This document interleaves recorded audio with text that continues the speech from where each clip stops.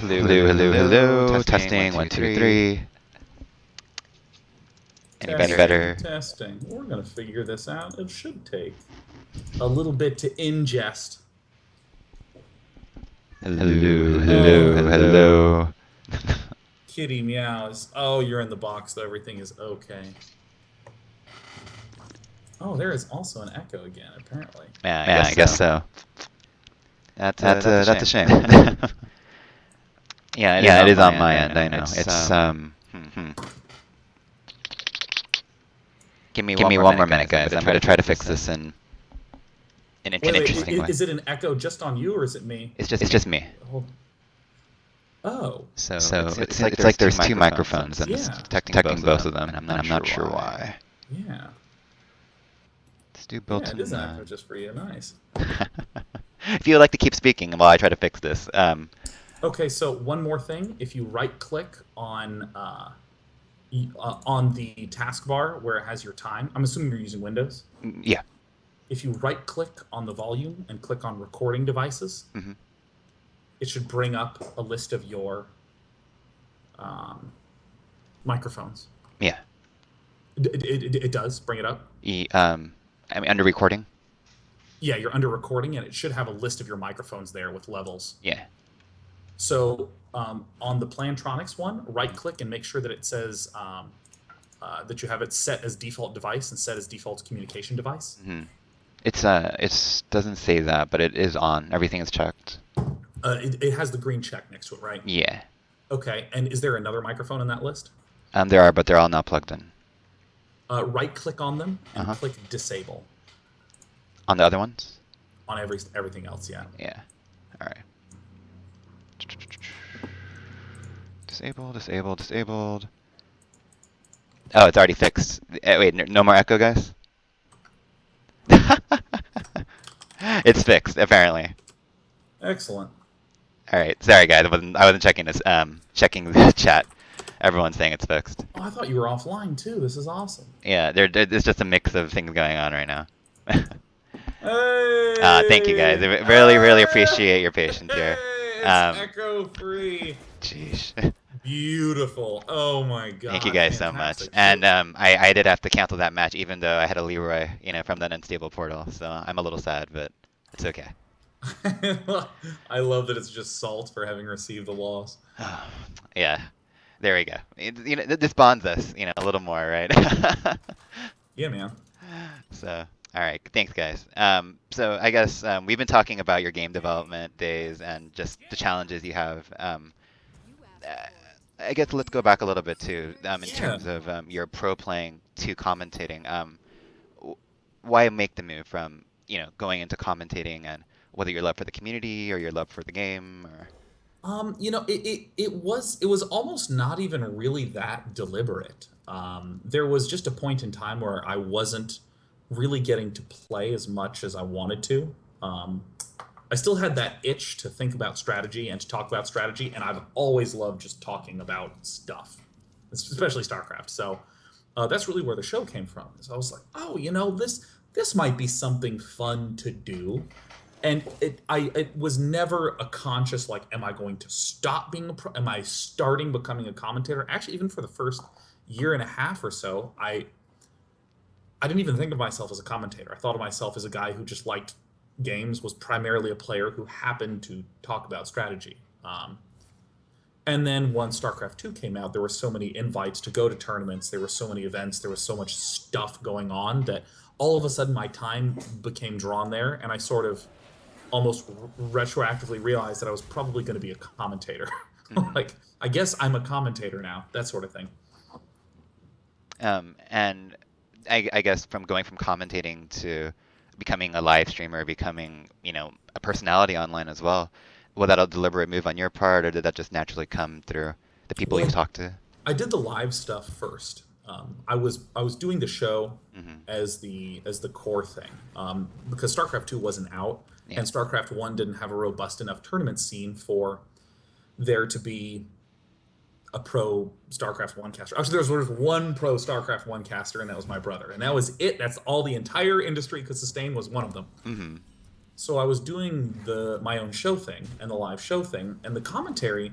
I still I still don't feel like esports commentary has ever been like my main thing. Doing the live shows has Mhm. always really been my main thing. Yeah. Um, Someone asked too, was it draining commentating so often, or doing the show and commentating? Was it a lot? Yeah. Yeah. Yeah, yeah.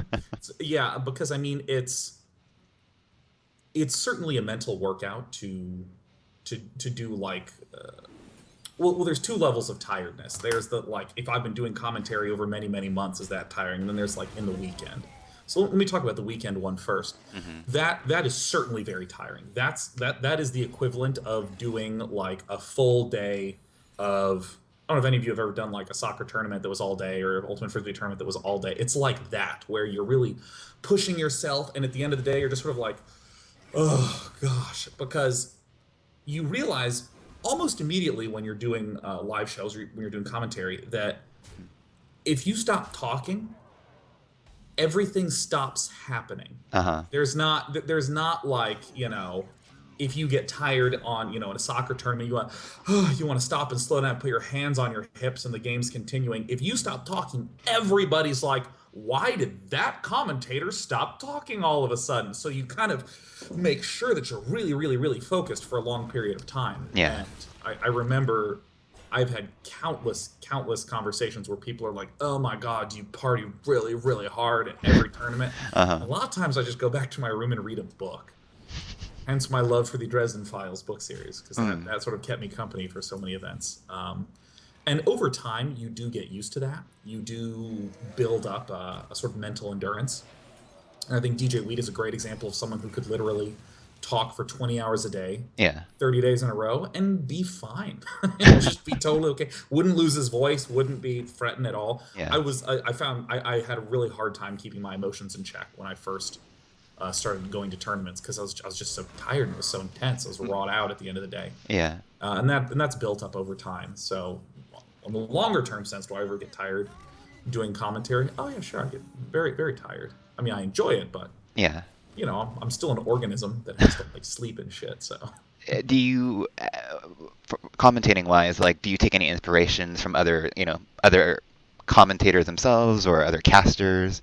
Like, where did you kind of get your style from? huh? If no one asked you that before. Well, I feel like there's two questions in there, because Yeah. one is, do you ever watch other commentators and see their things and sort of pick up on those things? And really, I feel like that's happening almost all the time, even outside of commentary. Hmm. Like, I was talking to someone the other day who used the word notes Hmm. when talking about a game. He said, "Yeah, you really want to hit on those.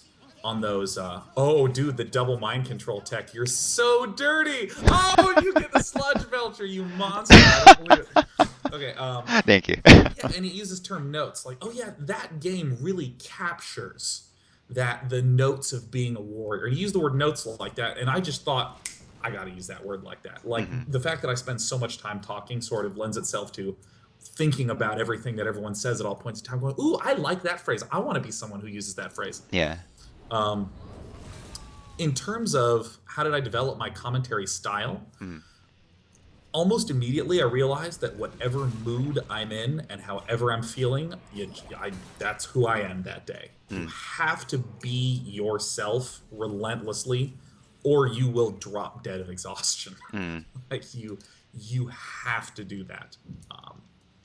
I I I mean, I even think of someone like Stephen Colbert, who Yeah. really does have a personality that is different from him as a person. And he only has to do that 30 minutes a day, and he has a bunch of script writers, and he still can't do it that often, right? Mm. And he breaks character sometimes. Like, characters are hard. And when you're live streaming, you're on, like right now, I'm on air for about 15 hours a week. Mm. I think that would be really tough to be someone else for.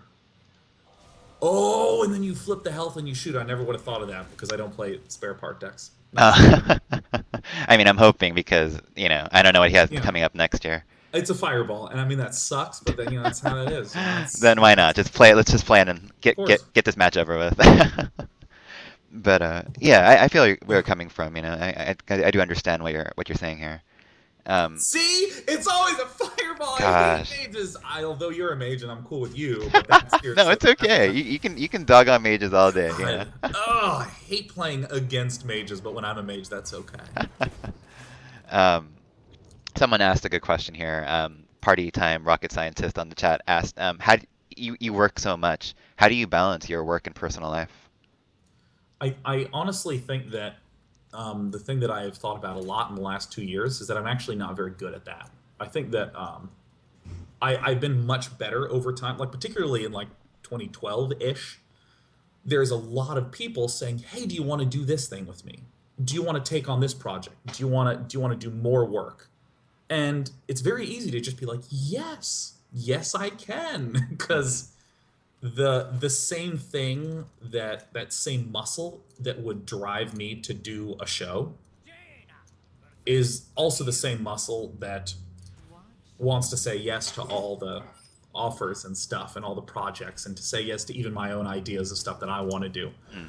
So I part of it is that I'm pretty rigid about just not doing stuff that's work related outside of like work hours. Like if it's 9 p.m. or something like that and I've just finished a show, Mm. for instance, I'm buddies with some people at work, and if we're talking and someone says, "Ooh, that reminds me of something that we could do on the game," I'm just like, "I'm not going to talk about the game.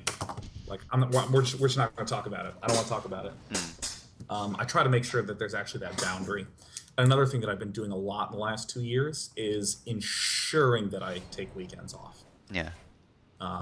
And so that's sort of on the like self focus on the personal time side. But how do I not get exhausted or burnt out? A lot of it is just that I really like the stuff I'm doing. Hmm. Like tonight, I am playing a Malagod rogue. Hmm. It will take some mental energy to play and talk and do that at the same time.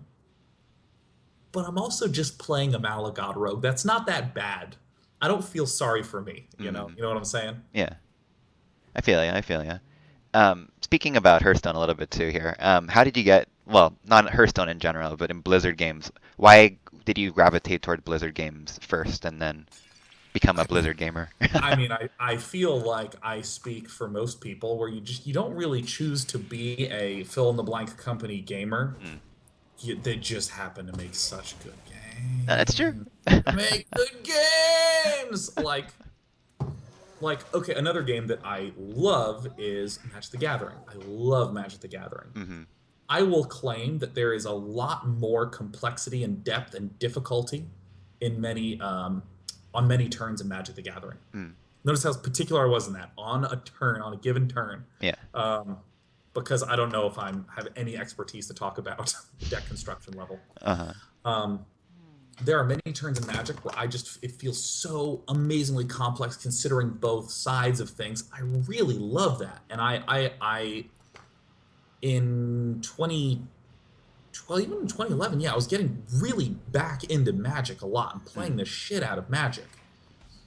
And for all that stuff that I say about my love for Magic and the ability to play, I mean, I still just log in and play Hearthstone almost every single day, right? Yeah. I didn't look at Magic and look at Hearthstone and go, "Oh, this is a better Magic," right? Hmm. Or this is a more convenient Magic. It's just I can't help but play it. And I Mm. still play Magic. I still play a ton of Magic. Yeah. Not a ton of. I still play enough Magic to feel like I'm a Magic guy. I still, spend a few $100 a year on Magic, Hmm. but Blizzard games just have this tendency to, no matter what's going on, it just kind of sucks you in and makes you want to play it. Mm. And that was really the case for Brood War when I originally started to play StarCraft One. Um, in Brood War, that was during an era where there were many real-time strategy games coming out. I think most notably the Command and Conquers, but also sort of secondarily we had there were all sorts of other games like KKND, and Total Annihilation was another one from that period of time. There was a whole bunch of RTSs that you'll never remember because there were so many of them coming out. But the Blizzard one just stuck. It just stuck. Hmm. You talked a little about Magic as well, and I saw some of your episodes online with, I believe, Geek and Sundry, correct, that you Oh yeah. played. Um, Spell Slingers. You guys should check it out. Episode 2 with Chris Cluey was recently uploaded. You guys should all go there to geekandsundry.com and watch it. a question about that. One, there's a fan question, but for anyone that doesn't know your show, could you describe a little bit about what it is? And then someone asked, who is your favorite guest that you've had so far? Um, so describing the show is incredibly easy. Hmm. Um, a notable nerd celebrity and I play a game of Magic. That's the show. It is the easiest show to film ever Hmm. because there's no script or planning. They decorate a set and then they go boom, boom. There's 2 decks, then we just play a game and they film it and they edit it together. Who was my favorite guest? I don't know even. Who was my favorite guest? I don't know.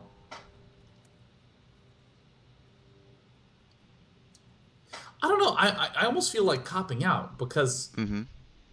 I don't have the experience that a viewer has. Because a viewer gets the experience of like our, episode 1, episode 2, episode 3. Mm. There is no overlap. But what's happening is we get there at like 4:45 or 5 a.m. Yeah. Um, is that early? A little bit. It's a little early. Sounds right. I think it might have been later, and once we got a better rhythm of things. It was really early, so we Uh-huh. get there insanely early, and then there's a guest there. And we just hang out and we chat, and then when we go to sit down and play Magic, we're actually just kind of hanging out and chatting. And the other guest, the second guest, will kind of be there at the same time as the first guest. We'll all be sort of hanging out and chatting. So for me, Mm. that social experience kind of generally blurs together. Yeah. Um, Who is your dream guest that you'd like to have on the show someday? If you could choose anybody in the world. And that's also a fan question, so kind of integrating your questions here, people, so keep them coming.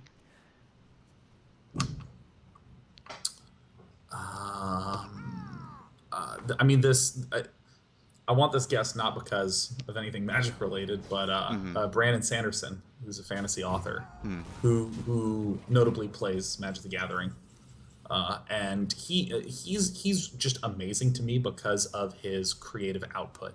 Mm. He writes like 400,000 published words of writing a year. I think was the number. Yeah. That's so many words. Like a novel is like 100,000 words, 120,000 words. And like a really huge epic fantasy work is going to be a lot more. And the fact that I mean, reading about his process I just find unbelievably inspiring. So I would love to just get the chance to like be with someone and to like play a game with someone like that and also just ask him derpy things like, hey, how'd you do it? Tell me about it. What's that like? I want to just sit with him outside of the filming and just ask him Mm. stuff. Or hell, even during the filming. See, no one gives me any rules in that show. That's the best. They're just like, all Nice. right, go. And I'm like, hey, what kind of shoes do you like? And no one's like, Sean, cut. Come on, man. Focus on that. No one says that to me. It's awesome. So, And how did you get to get that show in general? I'm just curious about like the process of how you met maybe Felicia or someone at Geek and Sundry and was able to meet everybody, I guess. yeah, it's actually kind of a funny trajectory. Hmm. There, a while back, oh God, who was it? Hmm. I think it was someone from ESL put me in touch with Supermicro. Mm.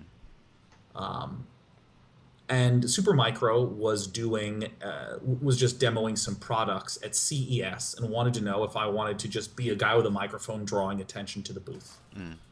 And they're not selling anything gaming focused. It's like server racks. It's like really high end, like enterprise level hardware.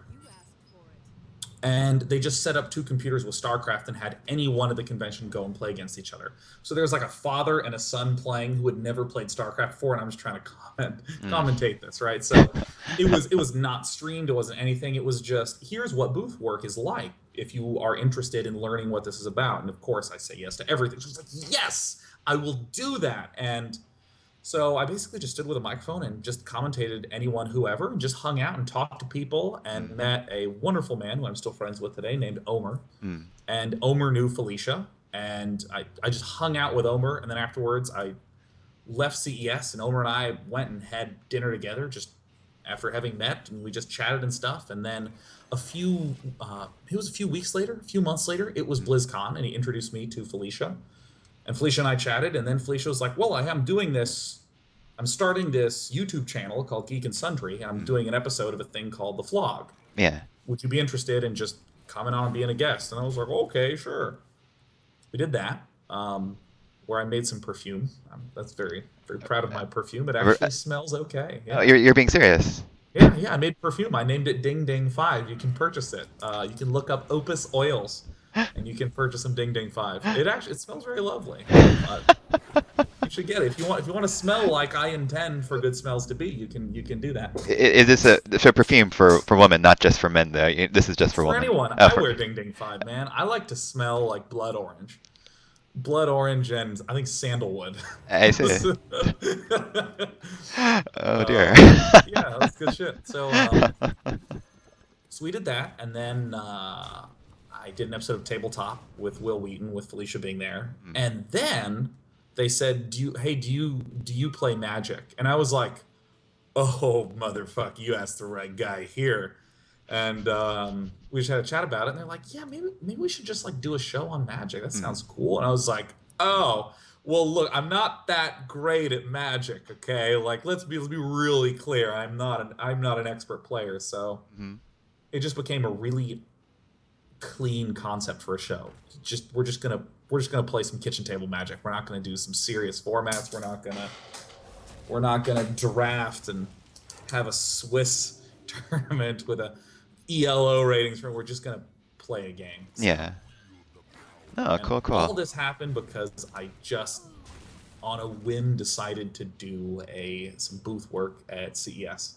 And that's what happens, right? You meet the craziest people wherever, whatever you do, whatever you're doing, you just meet them randomly, you know? Yeah, I mean, this sort of comes back to a life philosophy of mine, which is that if we think of opportunities as kernels of popcorn, Hmm. a lot of people focus on one opportunity and they try to make that one opportunity happen. Hmm.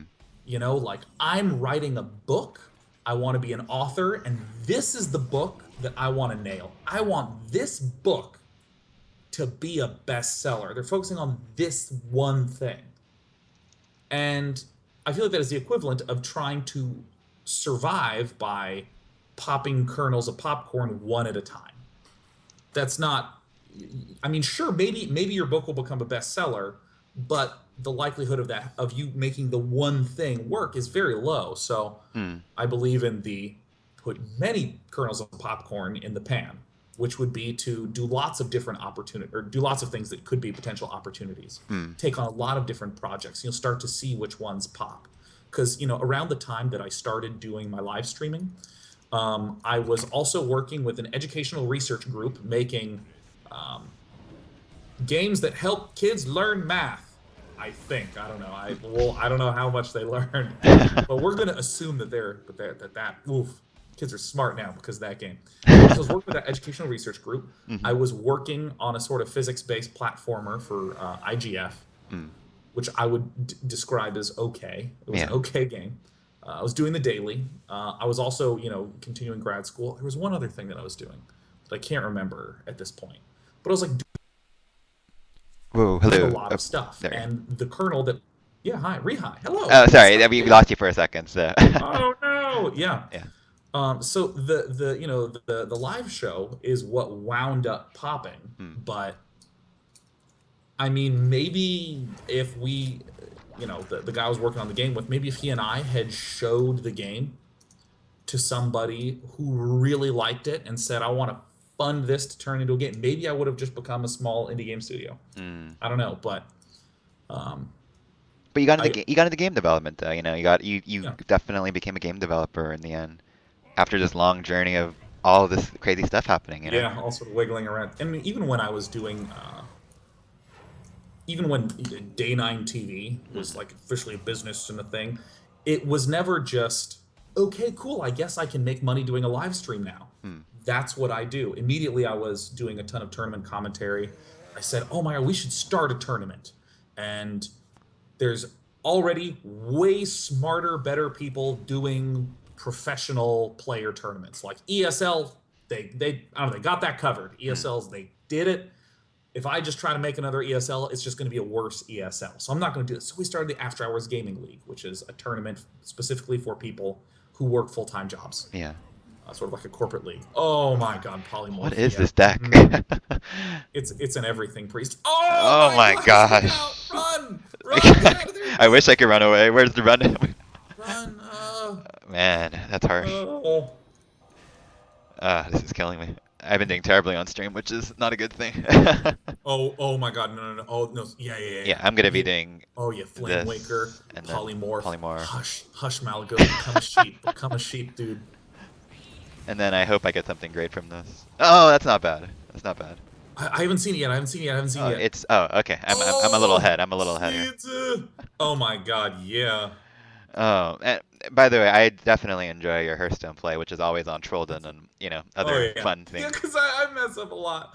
I'm telling you, I'm not very good at the talking and playing thing. Off air, I'm like a little bit better than I am on air, but on air, I'm certainly a little bit worse. Oh my God. Certainly a little bit harder. Yeah. Oh man, that Cabal This is Shadow so Priest. rough. Ugh. But I have an Man. I have an idea here. I'm gonna use the Hungry Dragon and the Mind Control Tech, and I hope to Oh, get the Emperor. oh. We'll see. We'll find out. Dude, get Thorson. Look at that. Watch this. It Here would he be comes. amazing.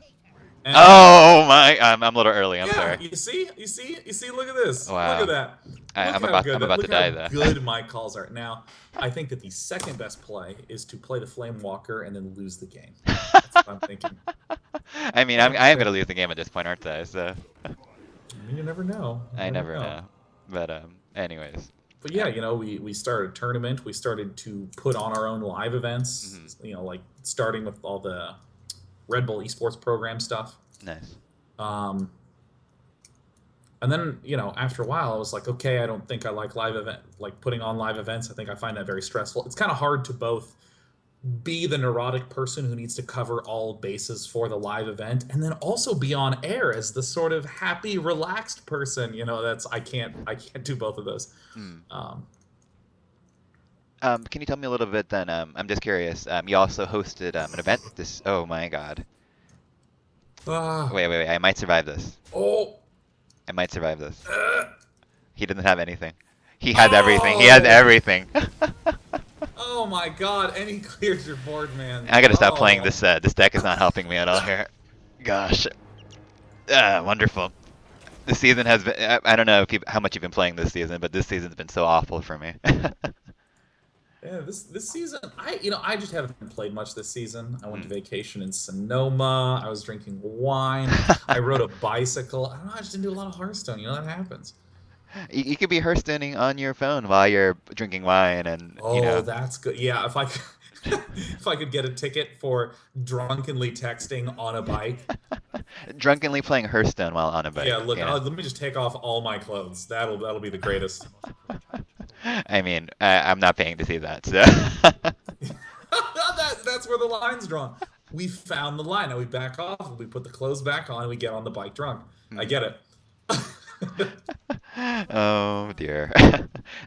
For Hearthstone, can you tell me a little bit about your strategy? I'm just curious how you play and what you played Magic. What have you brought from Magic to your play in Hearthstone? Oh God. Look, the sort of the Timmy Johnny Spike sort of thing. Uh-huh.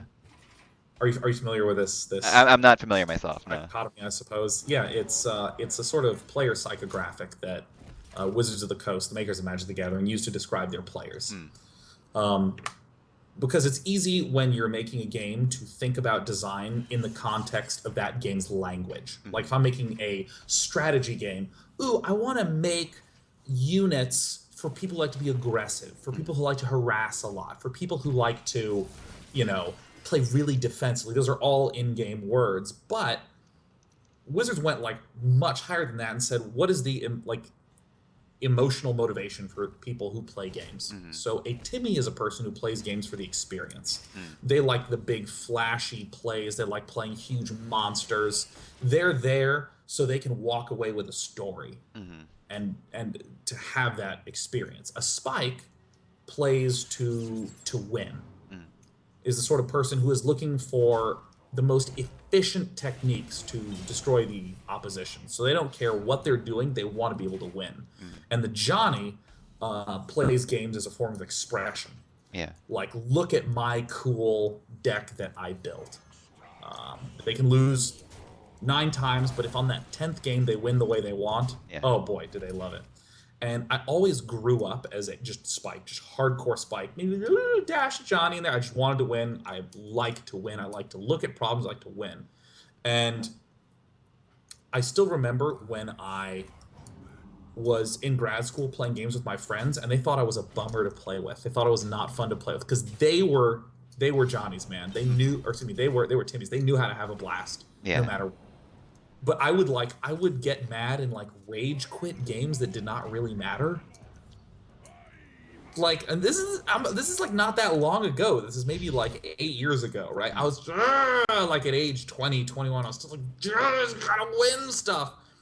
And I just saw how much fun they were having, and I was like, I should just learn to have fun and just kick back. Mm. And so I developed quite the Timmy Johnny persona, and that is what I am all about when I'm playing Hearthstone. Yeah. Winning is okay, like I think it's it's fine to win, but I love the ease of deck creation. I love that I can explore different concepts, Mm. and each deck is like a little Rube Goldberg machine that you set up, and you get to see how the everything flows together and connects together, and it's oh god, I love that. I love that experience so much. Yeah.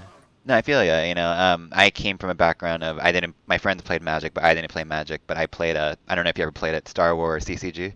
Oh yeah, yeah. Yeah. I didn't play it, but this is at the comic shops for sure, though. Yeah, and so that was my game, and coming from that to this game has been enlightening. It's so easy to play, like you said, and it's so much fun playing online. You can play this Yeah, for hours and hours and never be tired of it, yeah. except for the stress. Yeah, right. I really feel like the one of the most brilliant parts of Hearthstone is just the deck creation Mm. interface. It's so easy to just whip a deck together. So good, so good. Um, Love that. Quick question here from Yeah. Koshura. Could you tell us a little bit about artillery game? Like, how's the work atmosphere there? What's kind of maybe the personality? What do you mean The by? personality of the work, like your coworkers, and are you guys all like buddy buddy? Are you jovial? I mean, it's simple stuff, I guess, but Yeah, no, it is both very, very intense, but also just super pleasant. mm, Everyone there is just a lovely person. I like adore the people I work with. They're so awesome. mm, But they don't fuck around, which is my favorite kind of person mm, because you know that feeling of like being in the back of class, like dicking around, and the teacher's like, "You kids, be quiet." It feels kind of fun and naughty, mm, right? Oh, the teacher told us to be quiet. We weren't quiet. Bruh. That's the sort of thing that's kind of fun in a story. mm, But if you're in a work environment and you're trying to get some shit done and you really care about what you're working on, mm. the best sort of person is a pleasant, lovely person who's like, all right, we need to get some work done. Let's get some damn work done. And they get it and they focus. They're just exceptional. It's like, I can hardly imagine a better team. Hmm. That's awesome. And I'm not sure you described it. What can you describe a little bit about the game you're creating right now, or no? What can I say? If not, it's fine. It's totally Think cool. of how to put it. Yeah. Hmm. It's a very pondering face, like. Yeah, like I'm less concerned about any sort of like, oh my God, we can't share because we need a big reveal. The problem I really have Mm, is that it is the thing that I think about more than anything else. So I have way too much shit to say. Like, tell me about the game. Oh, well, guess what, John? Guess what we're doing for the next week and a half? mhm. I think Oh, that like oh, you are a druid. yeah. Wait, do I win? Oh, of 14, course you 16, 20. win, Yeah, man. yeah. All right, all right, all right. Yeah, what are you? I, Yes, I'm you just win. checking, like. You druid. draw this off the top. Let me see. Oh, he's taken 3 points of damage. I guess that's enough to take him to 0. I've been losing so much here that I didn't know how to win anymore. So Yeah, well, switching to druid is the way to win anymore. You know what I'm saying? I do. I do. Yeah, Oh I mean, man. I think that on one hand, it has just been like I'm gonna defend this phrase to the grave. It has been an incredible learning experience. Mm, And you know how people normally use the phrase learning experience? yeah. They mean this thing that just happened was terrible. So let me sugarcoat it by describing it as a learning experience. Like if you lose a game of soccer in your third grade little league, and Uh-huh. your coach was like, guys, it was a learning experience. What he's saying is like that really sucked and you're not gonna be better at soccer no matter what I say. See you next week. That's what he means when he says that. But it's been like so fascinating. It has been such an interesting experience because Mm, there are, on one half, game design is about a creative concept that you might have. yeah. Like I've just been playing Rocket League, so I'll use that as an example. Yeah. The juicy creative idea is, what if you were playing soccer, but instead of being a person, you had a car and you drove around, you hit stuff. Mm, mm, Oh, that's cool. And someone hears that and they go, oh, wow, that's pretty sweet. Tons of people have throwaway creative ideas on the internet all the time. Like, look at this cool class I designed for Hearthstone. yeah. What I want to do is I want to make a racing game that's also an RPG. Okay, so I want a game that has the first person shooter mechanics of this game and the open world aspects of that game. Mm, And they talk about and it's pretty easy to come up with this creative idea. yeah. Um, and the other half is the problem solving component to it. Like in Rocket League, for instance, Hmm. have you played Rocket League? I have, yeah. I love that game. Oh, perfect. Yeah, yeah. Yeah, In the corner of the stages, they're rounded. So if it's going there at all, there will be momentum to pull it out of the corner. yeah. Mm, If you imagine it being a literal corner instead of curved, yeah. it's very easy for the ball to just get stuck there. Mm, So you might have your creative, this like, oh, if you played soccer with cars, that's cool. But when you start to realize it, you're going to encounter problems. mm, You're going to encounter things that need fixing. And it's so cool the way that you might slip in fixes here and there. And I think the corners of Rocket League are a really good example. mm, They never say to you, it's curved in the corners. They never say that. It just happens to be curved just right so that mm. it never gets stuck there. It's always being pulled to the center of the court, the field. I don't know what to call it. Yeah. And And that's yeah. yeah, and I mean that's really a lot of what the experience has been like for working on Atlas, which is a real-time strategy game. Mm, Because we would say, "Oh my God, these cool ideas. Here's a cool unit. Ooh, here's a cool mechanism. mm. Oh, look at this fancy tower building system we have. Brr, you know, we have these things we feel cool about, and then we like sit down, we play. We have external play testers. We get them to come in, they play, and you know, our play testers were like, "Oh, I figured out the best strategy, and it's to never attack." Mhm. And I'm like, but you're not getting to use my cool unit or my cool tower building system or all my cool mechanisms. Like, why?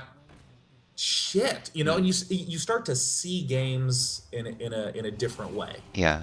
You start to, you know, look at a game like Counter Strike and you go, oh my God, the game begins asymmetrically.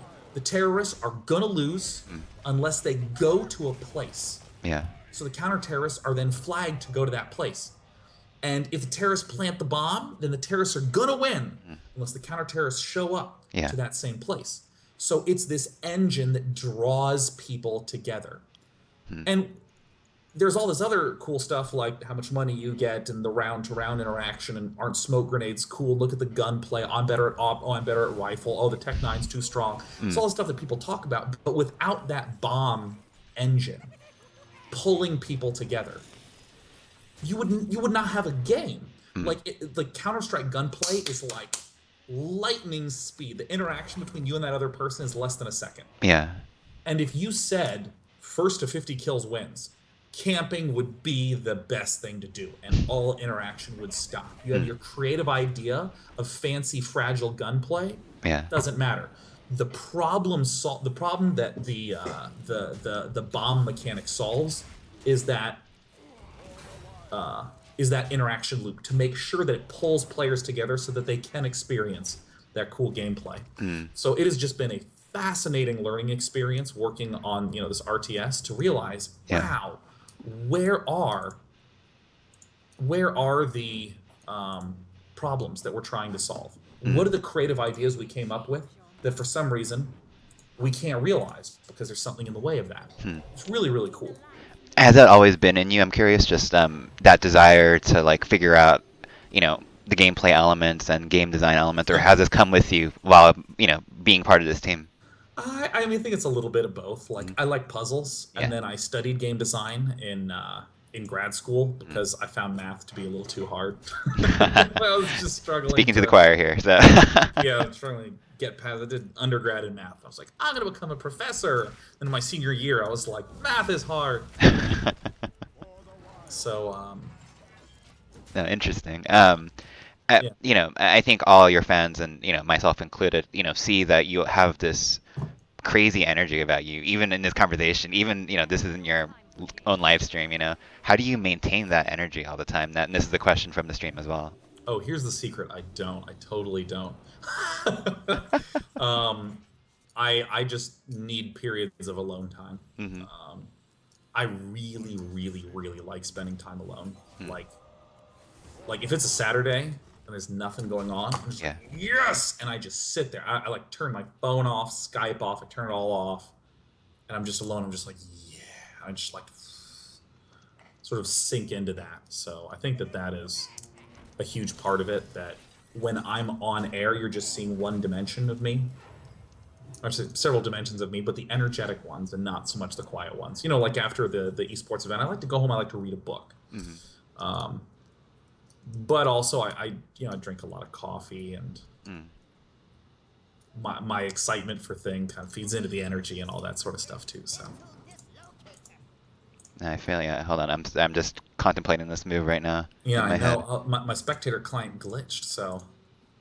I think So you came right back now, though. Oh. I no, I'm back, but Moonfire is covering the board. So let me leave and let me rejoin.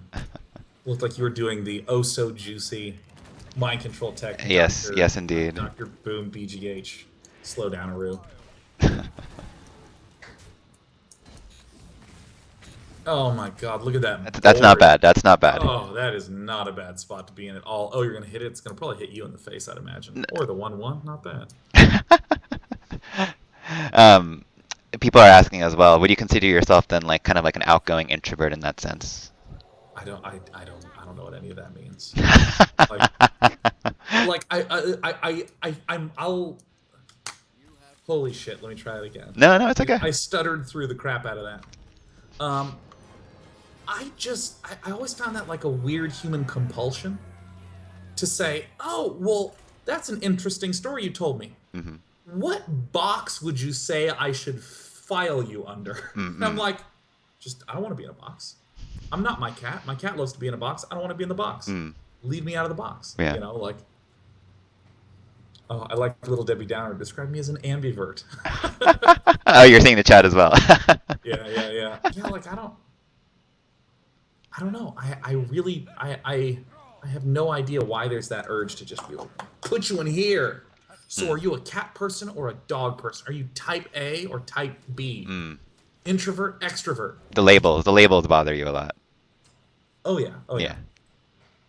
Yeah. Mm. Because, I saw this happen in StarCraft a ton, where when you're trying to wrap your head around something, Mm.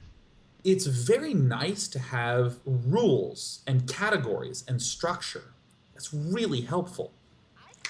For me to be able to say to someone new, okay, you're going to look for that gas geyser. And if you see it at this time, he's being aggressive. And if you see it at this other time, he's being defensive. And the learner can go, oh, I see, cool. And then when all of a sudden they see the gas that time, they go, oh, he's being aggressive, and that prediction turns out to be right. Mm. it reinforces it. Yeah. And that's very helpful. But I would see the opposite struggle where people would learn these rules and they would cling to the rules instead of to the actual understanding. Mm. Like, hey, if you have high APM, you can use those extra actions per minute to do more stuff in the game. Mm-hmm. And then the person learns, oh, okay, higher APM better. I lost to a player with lower APM.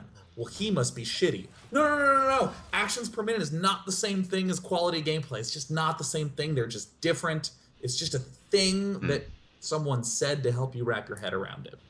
Um, or like I'm working out because I want to look good.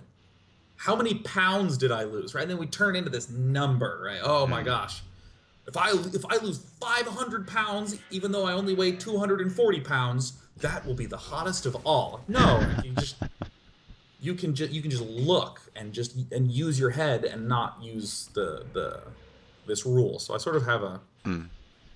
as you can tell, a sort of like knee jerk reaction to that. It's like, no, no, no, no, no, no, no, no, no, no, no, stop it. Very bad. No, I mean it's interesting. I mean it sounds like, from a lot of your experiences too, you've gained a lot of, life knowledge through the journey you've had so far, and like you could create a book out of it, it seems like as well, And it seems really interesting, the philosophies you have behind, who we are and labels and all of it from games and, your upbringing, it seems like. The book would be called "It's All in StarCraft" for sure. It's all in StarCraft. Yeah, you just play StarCraft and you'll figure it out. You know. It's not a bad book title, I'm not gonna lie. Yeah, it Let's all leads back to StarCraft eventually. Someone on Twitter, I'm going to try to find a name afterwards, was asking about your opinion in terms of. I just got to get rid of this. Um, in terms of the new StarCraft expansion, what are your thoughts about it? Do you feel that its micro focus is a good thing? You know, my initial reaction would be, or my initial reaction is kind of the same as my, present tense reaction, which is that new units I think are almost always cool. Like that's just almost universally going to be an interesting, fun thing because your units are your tools. Hmm. And if you add in more tools to the equation, you can build more complex strategies. But the increase, or I feel like the biggest struggle that a game like StarCraft would have, or that many high level RTS games would have, is that it's very daunting to somebody who's new. Mm. Not only do they have to know a lot of implicit structure, like Terran is weak until about 10 minutes because that's when they get medevacs, right? No, that's not written anywhere. You just kind of have to figure that out. Mm. That's just an implicit guidepost. Not only do you have to learn all that, but also you have to execute actions really, really fast. Mm. And there's things like you must construct additional pylons. You don't have enough gas. Build a worker. And for many people, that's stressful. Mm. And like I enjoy that. I love that stuff. Yeah. Many people do not love that stuff. Um, so I worry that Legacy of the Void is providing more options for expert players, Mm. but doing it at the cost of exaggerating the fears of a new player. That would be my fear. Mm. I have not done any extensive research on this at all. This is purely a conjecture. Like, Yeah. there might be new players who are like, oh, this is so much nicer. Oh, I start with 12 workers. Oh, But you isn't know, yeah, isn't that always a struggle though for game designers? Is how do you appease both your core base as well as an expanded fan base that may not be a fan yet? yeah. I fundamentally disagree with easy to learn, difficult to master. I think that's just like I would call that garbage. Mhm. Like I do not think it is that phrase neither tells you what it is about the game that does that. It doesn't tell you what components of it are. If you're working on a game, it doesn't tell you what you have to do. Like I feel like you just have to make like what pleases a new player is just different than what pleases an expert player, and you just have to think about those needs. Like Mm. if you're an expert, you want to have a lot of depth, like Yeah. tons and tons and tons of depth. Magic the Gathering, very good example of this. I can just give you a simple deck and me a simple deck. We can play a game and we can have fun. And there's this enormous wealth of card knowledge that you could acquire that an expert player will love Hmm. that means nothing to a new player. A new player doesn't care about 12,000 extra cards in this format. They don't care. Yeah. But you have some cool art. You get to cast some spells. It's cool, right? Hmm. Right? And that's something that can be very pleasing. So, where was I Very cool. going with this? Yeah, yeah. I just don't like the easy to learn, difficult to master. Oh, like Counter Strike is I think another really good example. Hmm. It's really hard to aim in that. Yeah. It is really hard, but it's really rewarding and really fun. And you can be terrible, and the spray will sometimes hit a guy in the head. You're like, yes! And that joy is enough to propel me forward to want to continue to play. Hmm. Gotcha. Would we describe the aiming as easy to learn? I don't think so. I think it's really hard to learn. I think it's actually very, very difficult Hmm. to get your hand to, do that. You do this three-dimensional puzzle of where to position it at what time. That's hard. Hmm. Um, Um, but it's enough yeah. to keep me engaged. Yeah. Just another. I don't want to take up too much of your time. I know that you have a lot of work on your plate as well, but just a few more questions if you don't mind. You got it, man. Just gaming wise, someone asked two questions. One, what was your first gaming console or gaming PC game? And two, what are your favorite games right now? Hold on. Let me see if I can find this. I'm going to show you my very first gaming console. Okay. Run, run, run. All right. So we are right now waiting for Day9's very first gaming console. So just in case you're just joining us, then you don't see anyone on the other screen. Oh, He's still coming not soon. done unpacking. But my very first, oh gosh, so, like a gentleman who watches the Day and Night Daily, was an excellent human by the name of A.K. Coney, sent me a box of presents on my B-Day. And one of the things in there was the first console I ever owned. It was called a Socrates. The It was, Socrates. yeah, it was just this old educational learning console that, like, you'd open it up and it would be like a word search or a crossword puzzle with like a dinky controller. And this was the first thing. So I don't know. I don't know. I've always just been into games. I think probably some of the first things that I played were Rebel Assault, Hmm. uh, old LucasArts adventure games, original Nintendo, Mario when it first came out, like first day playing Mario on the NES. Yeah. Oh God, I'm just like reminiscing so hard. I don't even remember what the second part of the question was. I'm just trying to finish the gaming experiences I had. We'll get to the second part after you reminisce. So. Yeah, yeah, those experiences. I mean, I still. It's kind of crazy to think back to activities you did as a child, Hmm. because if you revisit those when you're older, you realize how much of that still sticks. Like, there's a phrase I always use, which is the choice is yours and yours alone. Like, I say that just every now and again, Hmm. just like that. And it Just for. turns out that's what Olmec says in Legends of the Hidden Temple Yeah, from yeah, Hero that's Who exactly Look. right. Yeah. Yeah, right. And I Yeah. just was like, oh, holy shit! I'm a product of TV and video games. So I mean,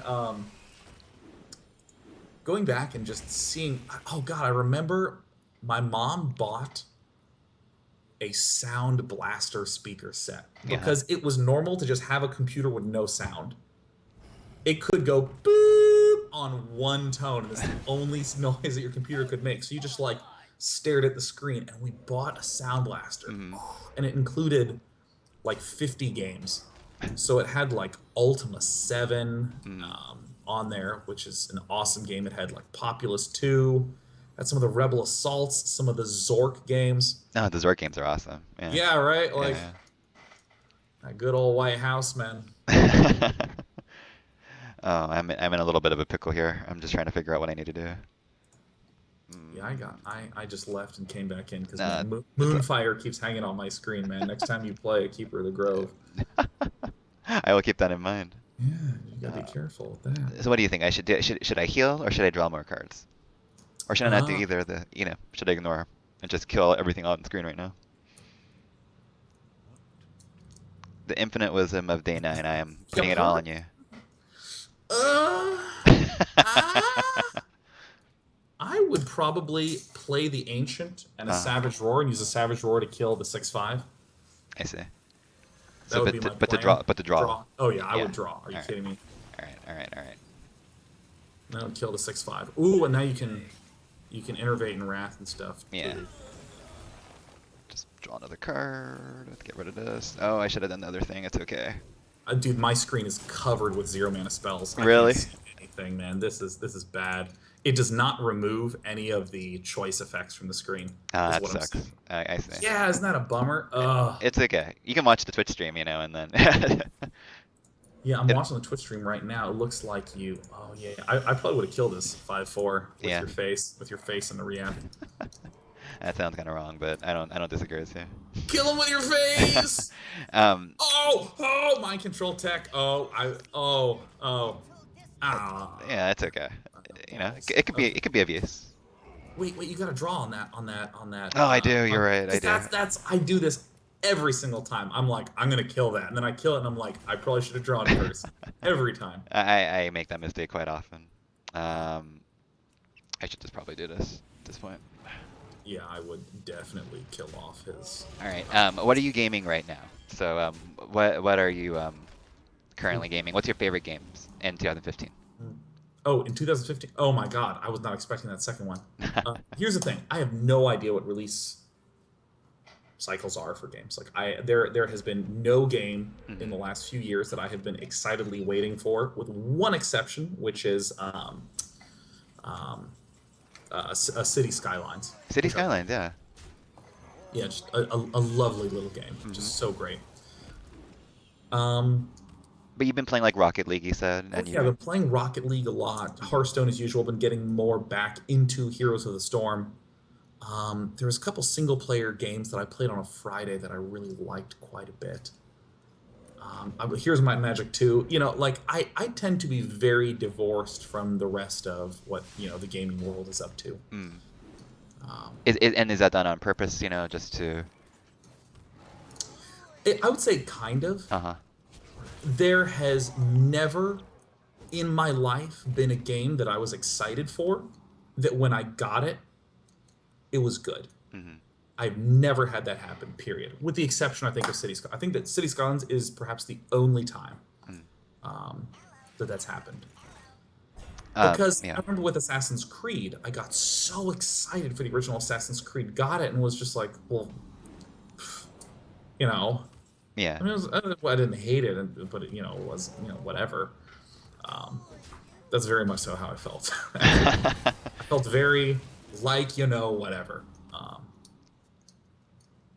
So I just tend to wait, and if something gets recommended to me enough, I'll play it. There are two games that were big recommendations that Mhm. were. Again, it wasn't because I followed it. It's because someone said you got to check this out. It was Mhm. Ori and the Blind Forest and the Yeah. Talos Principle. And the Tau Principle. Yeah, Yeah. Very cool. Have you tried Shadows of Mordor out of curiosity? I did try Shadows of Mordor. I Did thought you? it Yeah. was. I thought it was a nice game. Hmm. Oh my God, he's so dead. And look at you. You're even going beyond lethal. Look at you The, go. the, the BM. Slaying. Oh. Oh my gosh. Oh, that was a stressful set of matches here. Hey man, that was tough. That was a tough one. Yeah, yeah. And talking and playing always, I think, is like you No said, one's, quite a challenge in no one's ever whatever done it before. situation. Alrighty, my friend. There's a lot of fans of yours, knights, as they call it, I believe, of The day yours. nights. Yeah, the day Yes. knights in the chat. Is there anything you'd like to tell them before we sign off here? Hey guys, I'll see you in like 2.5 hours.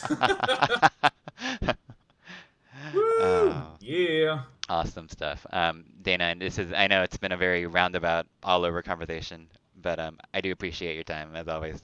Oh, dude, it was a pleasure. Thanks so much for the invite. Definitely. And for everyone that watched, thank you so much for watching. This will be an archive on YouTube. We'll post it on our Twitter page and we'll tweet Day9 as well so you know where the archive is. Um, Tweet the yes. shit out of me. I Yeah, will retweet you in return. I definitely appreciate your tweets. Doesn't sound awkward at all. Um, Alrighty then. We're gonna sign off and we'll be back next week with another game. We're playing Yoshi's Story next week with Orito, who is a fan game artist. So 3:30, same time, same place. Thank you guys so much, and we'll be back. Thank you guys. Rockin'.